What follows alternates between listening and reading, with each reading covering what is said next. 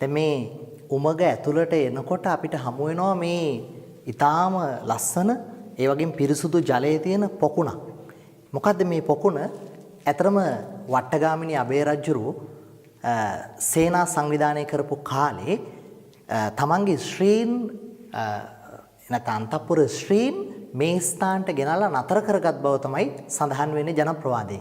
එතකොට මේ ශ්‍රීන් ස්නානය කිරීමට භාවිතා කරපු පොකුණ තමයි මේ ඔබට දක්නට ලැබෙන්නේ. ඒ වගේ මේ උමග ඊටාම දුර මාර්ගයක් දක්වා විහිදලා තියෙනවා.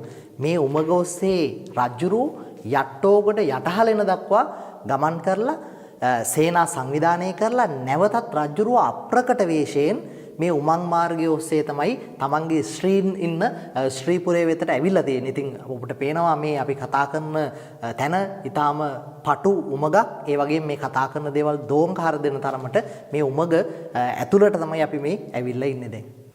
නෙළුම්දෙනිය ගලපිට මඩ මාර්ගයේ තුන්තොට හන්දියෙන් හැරිලා එනකොට හොළොම්බුව කියන ගමේ තමයි මේ ස්ථානය අපිට හඳුනා ගන්නට පුළුවන්. එතකොට වට්ටගාමිනී අබේ රජුරුව තමන්ගේ පුර ශ්‍රීන් සංගවලා තිබ්බ ආරක්ෂිත ස්ථානයක් විදිහට තමයි විශාල කටාරම් සහිත ලෙන භාවිතයට ගත්තේ.